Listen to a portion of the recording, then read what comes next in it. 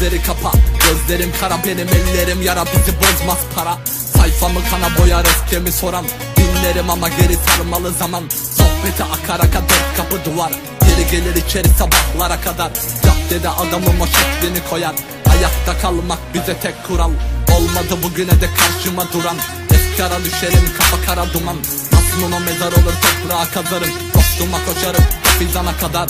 Sana mı ayıkayım, sana da ayıkayım, benim kafa rahat moruk geberene kadar. Gözümüzde korku yok, geride ordu yok, bizde yürek oğlum Allah'ına kadar. Ah bizim, dere batak bizim, 7.65'i tak birine bir kardeşim.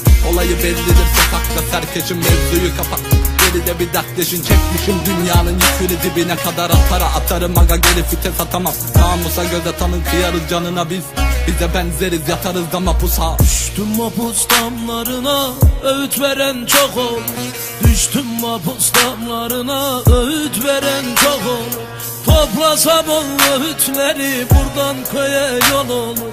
Toplasam o öğütleri buradan köye yol olur. Ana baba bacı kardeşler günümde el olur. Ana baba bacı kardeşler günümde el olur.